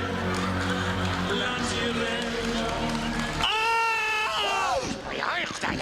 Ей, не болды? Ne oldu? Ей! Lan аяқ қол істемей қалды Ne ғой. oldu? Тоқтасын тірі ғой. Kaydağı dürü ölüp kaldı dedim o sana. Халық көрді ғой, айтсаңдаршы. Көрдіңдер ме? Тірі. Ne oldu? Маған тірі кезіндегідей бергел. Ұрамыз деді ғой маған. Жібет. Көрді ғой бәрі. Мынан аты кім мынан? Budulay. Ей, киіз бас. Бісмилля деш. Бісмилля десем өле ма? Кетіп бара, өліп қалған адам ғой, Şu gözü közü şu şeytan görünmeydi. İşemezsen ana alkaşkada sen de öylesin. Hep belaya göre çıkmagan beli. Мен сондай бола бастаған ба? Мен сонда айни бастаған ба? Өз көзіммен көрдім ғой мен. Мияға қарадым. Тұртты мен. Рас тұрдым. Қарадым. Ей! Budulay! Қызым, жаным сол. Budulay! Сені қайта көре алмай қалам ба деп ойымдадым ғой қызым. Ай, су бар ма, су! Мына судырғы ұстап қалды, су бар ма? Бұл өлмейді. Ей Будулай! Мен сені өзіммен бірге алып кетуге келдім. Ер соңымнан. Бармайым. Мен тоқтасын. Тірімін. Айттым ғой тірі деп. Досым. Тірімін. Vay bak. Қойша сен, Жаман ауыр. Жұрттың көзінше Сұлтаным Сүлейман дейсін де кеткеннен кейін алқаш дейсін. Әйел мен күйеуі бір-біріне киім сияқты жақын болу керек. Киім әуретті жасырады. Сол сияқты да әйел мен күйеуі бір-бірінің жақсылығын асырып, жамандығын жасырады. Кетші бұлай. Ассалаумағалейкум. Менің не кінәм бар, тоқтасын. Мына байғұс неге қинап атсыңдар? Кінәсі жоқ қой бұның. Кінәлі. Өзім кінәлі. Кете беріңіз барыңыз. Кеткенде мынау Ештеңе төлемейсіз, өзім кінәлі. Кете беріңіз. Рахмет, тоқтасын бауырым. Жүз жаса. Алланың нұры жаусын бауырым. Ертесіне кел, жұмыс қалам сені. Бақ жазатын бірдеңе тастап кетсе? Кетші бар сені. Ху татар. Татарлығын істейді ғой ата. Досым. Сен неужели тірі қалдың? Неужели деп ғой? Сен қалай тірі қалдың? Мен соған таң қалдым. Сен қалай тірі қалдың? Доққа түскен адамда клинический смерть деген болады. Уақытша өлім деген. Доққа түскен адамды қазақшалап жерді қазып, денесін жерге көмет, басын жерден шығарып. Сол кезде ана жердің сызы бойындағы доқты өзіне тартып алады. Сендер менен құтыламай жатқандай апарып жерлеп тастадыңдар. Қайтаны көршінің баласы Васекқа рахмет айтыңдар. Ол бейшара менің алтын тісіме қызығып жүр екен ғой. Васек па? Иә, менің алтын тісімді қағып алам деп, көрімді қазып, мен шығып ем орныма сол құлады. Астафыралла. Васек кетіп қалды ма? Жоқ, зорға дегенде оятып алдым. Досым, отырш бергеш. Васек досымыз ғой біз. Досым, екеуміз араққа салынып кеттік қой, досым. Әкем айтушы еді, арақ ішкен адамның жазасы шариғат заңы бойынша арқасынан 80 дүре қамшымен дүре соғады екен. Егер бұл дүниеде соғылмаса, о дүниеде ата-анасының көзінше, достарының көзінше оттан болған қамшыдан соғады екен, досым. Екеуміз талай адамға өтірік айттық. Өтірік айтқан адамның екі езуін темір ілгекпен кезек-кезек жыртады екен, досым. Сен енді отырып келдің ғой, білесің ғой? Отырып келдің деп ғой, барып келді ғой, біледі ғой бұлай. Барып келді ғой, біледі ғой. Бір барып келді ғой. Бәріне кінәлі өзім. Конечно өзім. Кәкішбайдың үйіне кетіп бара жатқанмын. Қуқылқынның құлы болып, дүкенге соғып бір жартыны сылқитып алдым. Сөйтіп жолда кетіп бара жатыр ем. Алдымнан жұпыны киінген 5-6 жасар бір бала алақан жайып, аға, Құдай үшін садақа беріңізші деп жалынды. Менің жүрегім мұндайға жібімейтін адам едім. Бірақ ана баланың көзінен мөлтілдеген жасты көріп, аяп кеттім. Қалтамды қағып, ертең бас жазам деп алып қалған соңғы 100 теңгем бар еді. Қимадым, бірақ балаға бердім. Бала болса қуанып кетті. Аға, сізге Алла разы болсын, сізді Құдай сақтасын деді. Содан байдың үйіне барып, абайсызда қуарақтың кесірінен доққа түстім. Ес-түссіз қалдым. Қимылдайын десем қимылдай алмаймын, тіпті көзімді ашайын десем аша алмаймын. Бірақ бәрін біліп жатырмын, бәрін де сезіп жатырмын. Досым, менің арақ сасыған мәйтімді туыстарым жеркенішпен жуды. Ақ кебінге орап табытқа жатқызды. Молда келіп жаназамды оқып болғаннан кейін, мына кісі қандай адам еді деген кезде жұрттың көбісі үндемей қалды, досым. Қарызы бар ма деп еді, мен жоқ дедім. Менің досым ғой, бала кезінен өскен, қарызын өзім төлеймін. Досым ғой менің. Жұрттың бәрі табытты көтеріп зиратқа қарай аттанды. Барым ғой, мен де барым. Мені жерлеп Құран оқып болғаннан кейін бәрі де кетіп қалды. Жалғыз өзім қалдым. Кенет жердің сызы бойымдағы доқты өзіне тартып алдау деймін. Аяқ қолым қимылдады, көзімді аштым. Көзімді ашсам, қабірдің іші сондай қараңғы, сондай тар қапас, көр соқыр болдым да қалдым. Құлағыма айқайлаған, ыңыранған, шыңғырған дауыстар естілді. Бойымды қорқыныш билеп, зәре ұқтым қалмады. Бар даусыммен шыңғырып адамдарды көмекке шақырдым. Бірақ менің даусымды ешкім естейтін емес, маған ешкім көмекке келетін емес, досым. Зындамайсың ма маған? Досым ғой менің. Саусағыммен жан жағымды тырмалап, қара терге малындым. Жүрегім тарсылдап аузыма тығылды, тынысым тарыла бастады. Сол кезде бүкіл өмірім көз алдыма елестеді. Мен бір үйдің жалғыз баласы едім. Анам маған дейін 6 құрсақ көтерген екен. Бәрі де сәби кезінде шетінеп кете берген екен. Мені Құдайдан тілеп, осы балам аман қалсын, осы балам ұрпағымды жалғасын деп, атымды ырымдап тоқтасын қойған екен. Әке-шешем мені бақты, қақты, өсірді, жеткізді. Ал мен болсам, оларға көрсетпеген қорлығым жоқ. Олар мен үшін талай рет қара бет болды, мен үшін талай рет жерге қарады.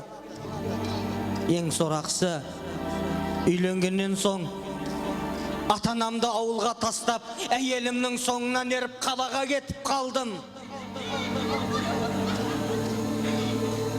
Содан кейін мен адам болудан қалдым. Осының бәрі көз алдыма келді. Әкем намаз оқитын адам еді. Кішкентай кезімде Рахман, Рахым деп Алланың есімдерін жаттатқызып, шариғат айтатын еді. Ал мен болсам Рахман, Рахым деген көршінің балдары ғой, оны маған несін айтасың деп мазақ қылушы едім.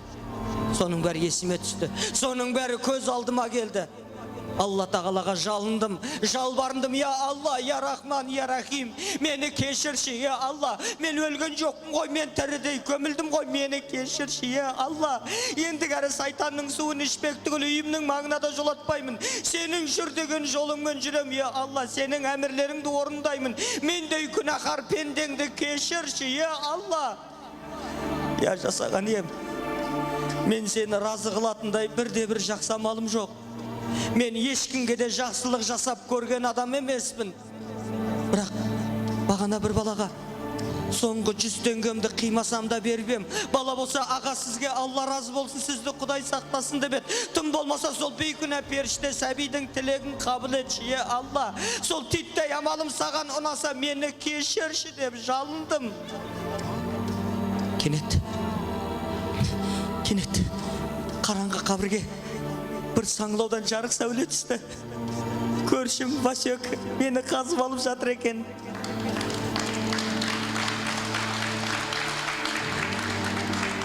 Аллаға сансыз шүкірлік еттім. Ей адамдар, мүмкін менің аман қалғаным сол садақаның арқасы шығар. Пайғамбарымыз айтқан екен, жарты құрма болса да садақа беріңдер. Садақа тозақтан қалқан деген екен. Бір-бірімізге қиянат жасағанша, ей адамдар, садақа беріп жүрейікші. Садақа беріп жүрейікші.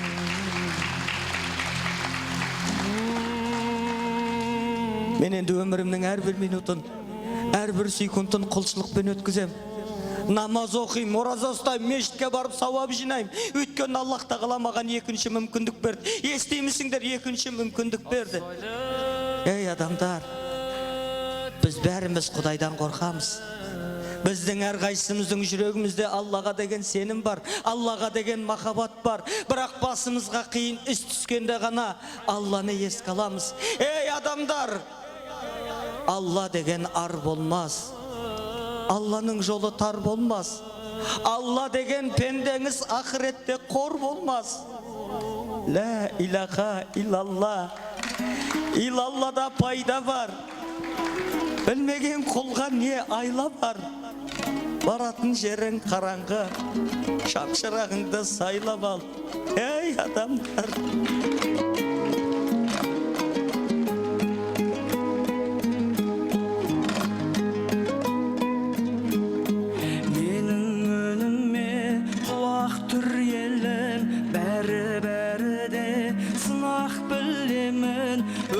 Жайында ойлана қалсам, ессіз адамдай жылап күлемін.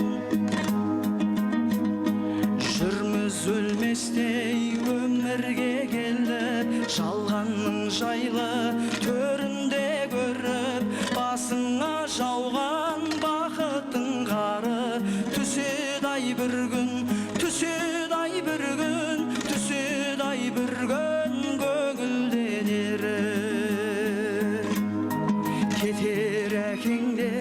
Анаңда кетер, кеткенше саған алаңдап өтер. Тірі кезіндей құрметте бәрін, өкпелегенше заманға бекер. Бермес ешкімге тіршілік баға, татынмас тағдыр бір шыбыққа да. Анау өмірге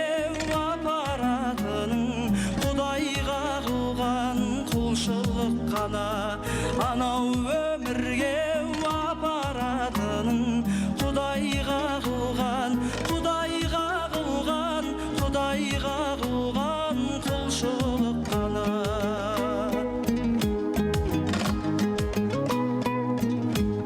Шіркін таусылса әттеңің қана, салқын күндердің сәттерін қара. Жалғаннан жалғыз алатын еншің, бір-екі метр ақ кебін ғана. Сыналар өмір өтінде күшін, баядан мықты секілді үшін.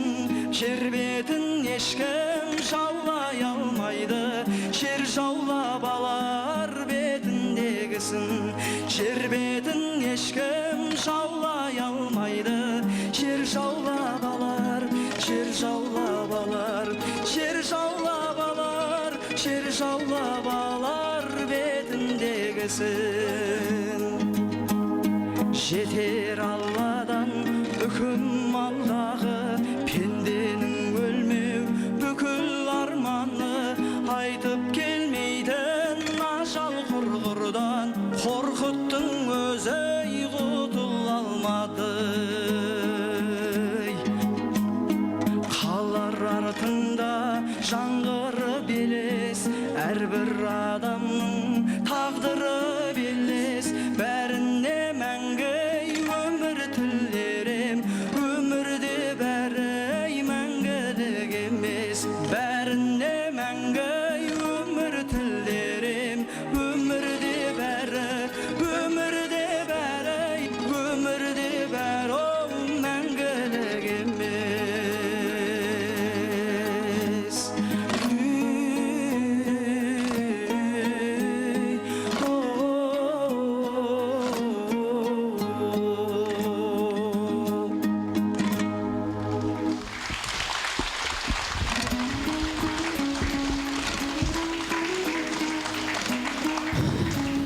Досым, бүгіннен бастап екеуміз намаз оқимыз, ораза ұстаймыз, мешітке барып сауап жинаймыз.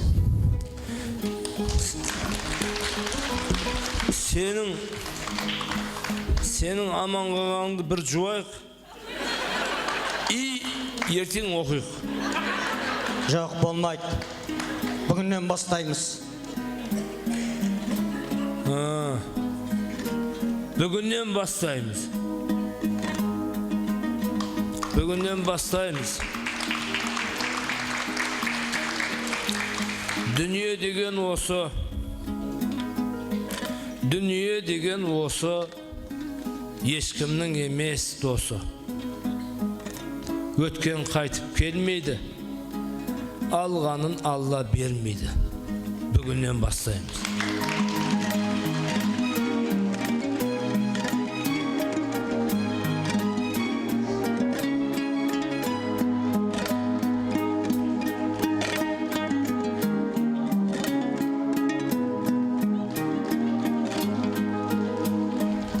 Ассаламағалейкум.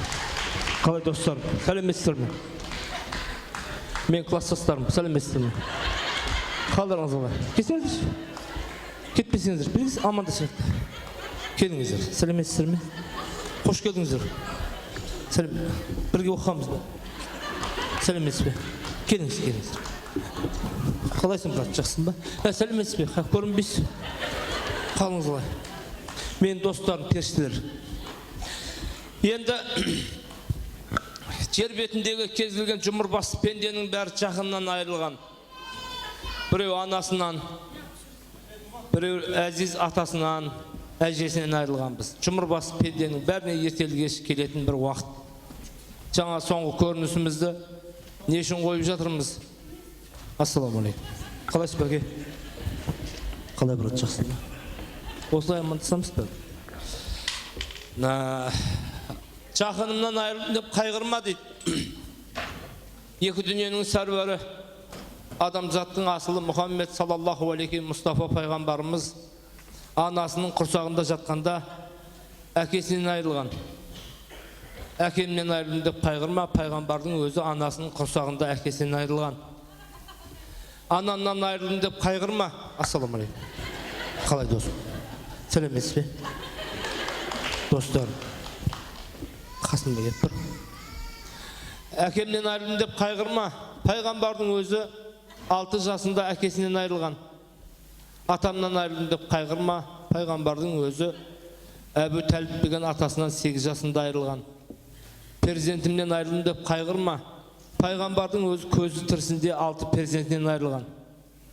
Керек десең жарымнан айырылдым деп қайғырма. Пайғамбардың өзі көзінің тірісінде Хадиша анамыздан айырылған дейді.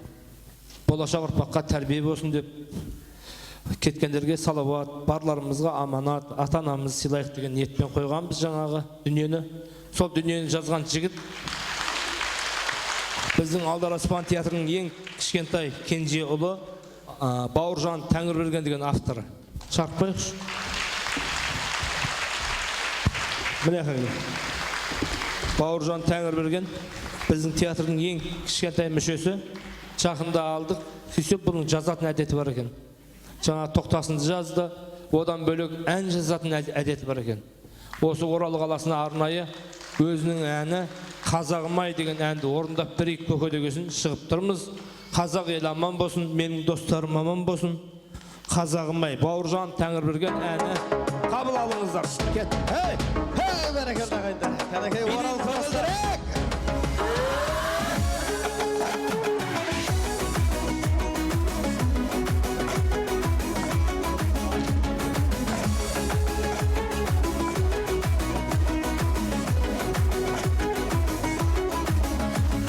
Қазынасын тойға жиған әз халқым-ай, ат шаптырып шапан жапқан бас алтың-ай. Өтсе тағы қилы-қилы түрлі тағдыр замандар-ай, қазақ қана өзгертпейді баз қалпын-ай. Күмбір-күмбір күй ойнатқан қазағым-ай, жыр тербеген жүректен жыр жазамын-ай. Дүбір-дүбір той-тойлатқан думандатып таусылмасын кәделі ақ тілектерің қазағым-ай. Күмбір-күмбір күй ойнатқан қазағым-ай, жыр тербеген жүректен жыр жазамын-ай. Дүбір-дүбір той-тойлатқан думандатып таусылмасын кәделі ақ тілектерің қазағым-ай. Қазақ аламан болсын ағайындар.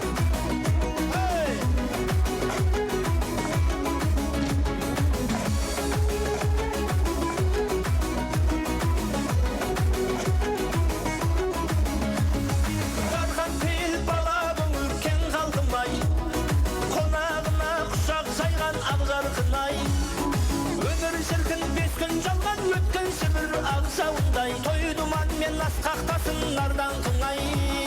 Күмбір-күмбір күй ойнатқан қазағым-ай, жыр тербеген жүректен жыр жазамын-ай. Дүбір-дүбір той-тойлатқан думандатып таусылмасын кәделі ақ тілектерің қазағым-ай. Күмбір-күмбір күй ойнатқан қазағым-ай, жыр тербеген жүректен жыр жазамын-ай. Той-тойлатқан думандатып таусылмасын кәделі ақ тілектерің қазағым-ай. Күмбір-күмбір күй ойнатқан, дүбір-дүбір той-тойлатқан. Күмбір-күмбір күй ойнатқан, дүбір-дүбір той-тойлатқан. Күмбір-күмбір күй ойнатқан қазағым-ай, жыр тербеген жүректен жыр жазамын-ай.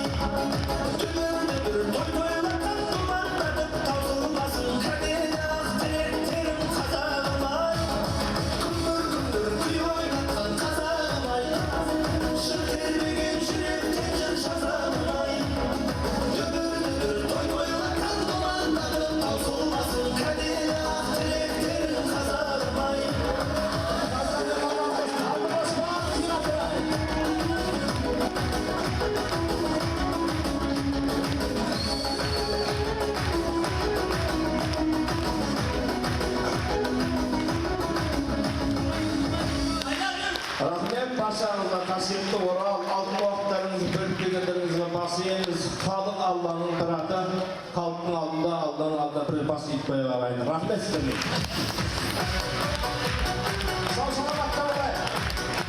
Орал қаласы.